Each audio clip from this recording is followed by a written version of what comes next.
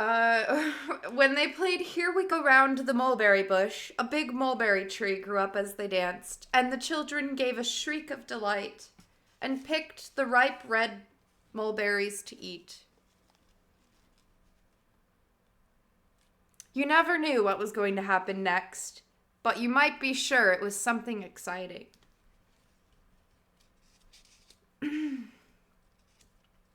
Then they thought they would have races. And hey presto, they saw a crowd of small motor cars running up, all ready to be raced. In got everyone, choosing a car they liked best. There was even a tiny one for Perenelle the doll, and an extra one for Silky's clock, who joined in the fun and ding-donged merrily all the time. The old saucepan man won the race, though he dropped a few saucepans on the way. Moonface handed him a box of sweets that had appeared for the winner. "You've won," he said. "Run," said the saucepan man. "All right, I'll run." And he ran and ran, just to show how fast he could run when he wanted to. And what a noise he made, with his kettles and saucepans clattering all round him. Dude won the race and he didn't even get a wish, yeah.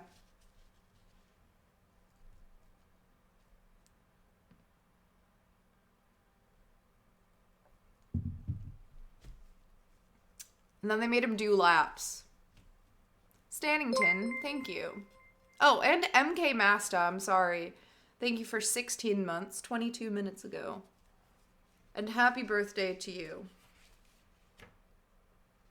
And oh shit, yeah, did you say it was your birthday on Monday? On Monday? Awesome. Supper time, shouted Moonface suddenly, and he pointed to a lovely sight. About 100 toadstools had suddenly grown up, and appearing on them were jugs of all kinds of delicious drinks, and cakes and jellies and fruit. Smaller toadstools grew beside the big ones. "They're for seats," cried Silky, sitting down on one and helping herself to some acornade. "I'm hungry. Come on, everyone." Bessie flew down. Bessie flew down from the air. She did so love flying. Fanny ran up with her doll, who followed her everywhere, talking in her little high voice. Joe galloped up on his pony. Everyone was very happy. It began to get dark, but nobody minded. Because big lanterns suddenly shone out everywhere in the trees and bushes. As they sat and ate, there came a loud bang, bang, bang. Perenelle cuddled up to Fanny, frightened. Silky's clock tried to get onto Silky's knee, scared, but she pushed it off. Oh my god, dude, I want this clock. Silky, does not take care of this clock at all. She just pushed it. I'm gonna throw hands. Thank you.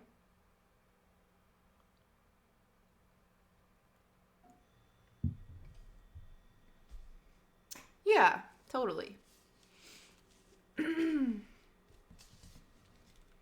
"What's that?" said Joe, patting his frightened pony. "Fireworks! Fireworks!" shouted the angry pixie in delight. "Look, look!" And there in front of them were the fireworks, setting themselves off beautifully. Rockets flew high and sizzled down in colored stars. Catherine wheels whizzed round and round. Squibs jumped up and banged. Golden feathers poured down like fountains. Really, it was glorious to watch. "This is the loveliest birthday I've ever heard of," said Bessie happily, flapping her big wings as she sat and watched the fireworks. "Lovely things to eat, wishes that come true, the most exciting games, glorious crackers, and now fireworks."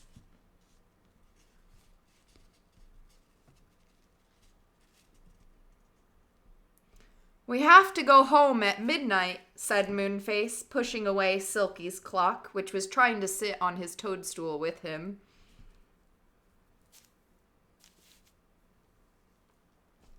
"How will we know when it's midnight?" asked Fanny, thinking that really it was quite time her doll went to bed.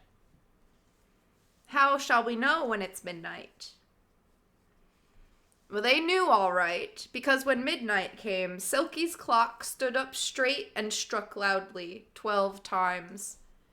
Dong, dong, dong, dong, dong, dong, dong, dong, dong, dong, dong. To the ladder, cried Moonface, hurrying everyone there.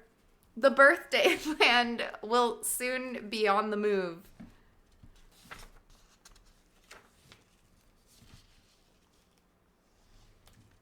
The ladder was there. Everyone climbed down it and said goodbye. The brownies took cushions and slid off down the slippery slip. Mr. Whiskers got his beard caught round the legs of Moonface's sofa and nearly took that with him down the slide. Moonface just stopped it in time and unwound his beard. "What about my pony?" asked Joe anxiously. "Do you suppose he'll mind sliding down, Moonface?" "Well, he can't climb down the tree, and he certainly wouldn't like going down in the washing basket," said Moonface. So they sat the surprised pony on a cushion, and he slid down in the greatest astonishment, wondering what in the world was happening to him.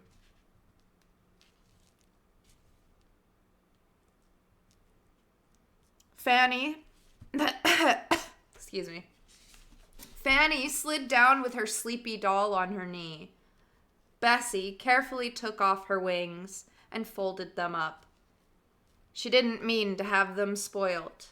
She wanted to use them every day. She was very proud of them.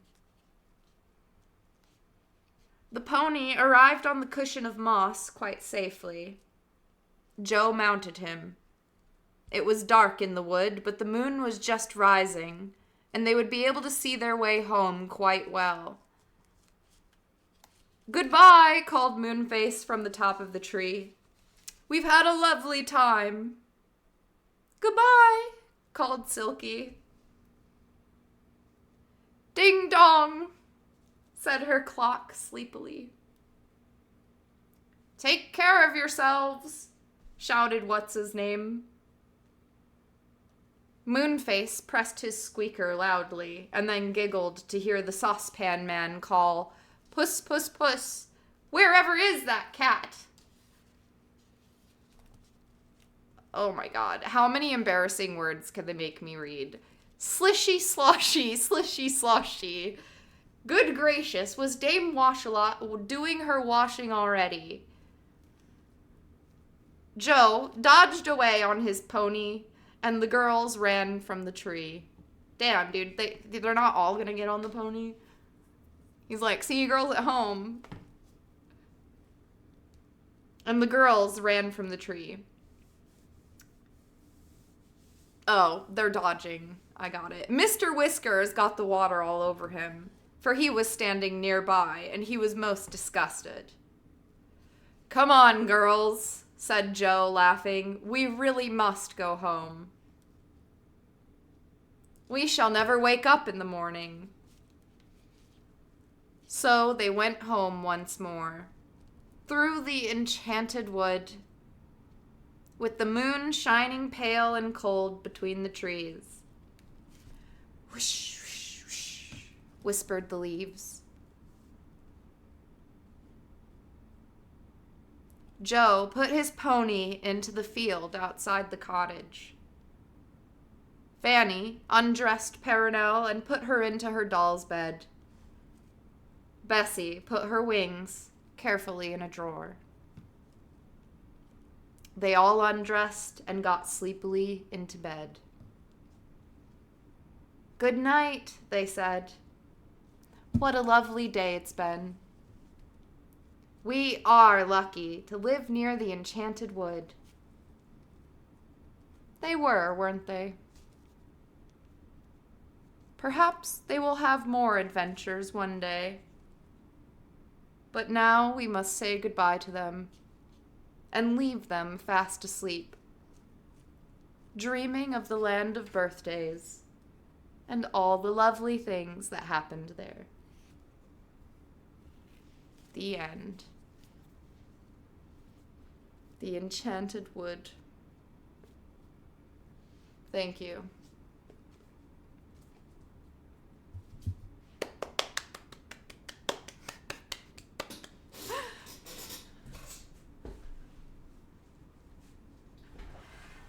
And I hope we all dream of the land of birthdays. And the gay crackers that live there. Yes! Okay. Thank you, everybody. I had a lot of fun. Add me on the floor, too, dude. Oh my god. I can't believe we survived.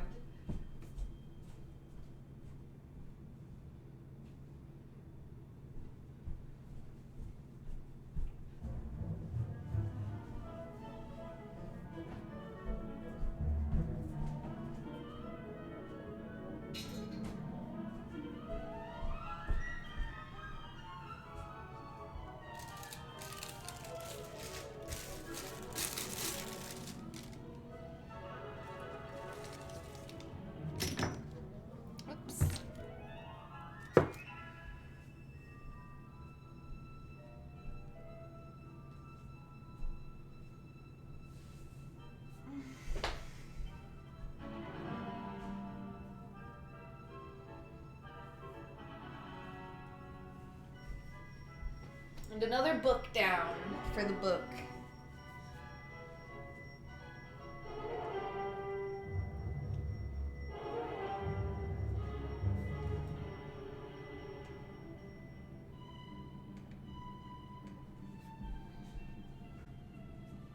And it was so perfect for the birthdays and the holidays.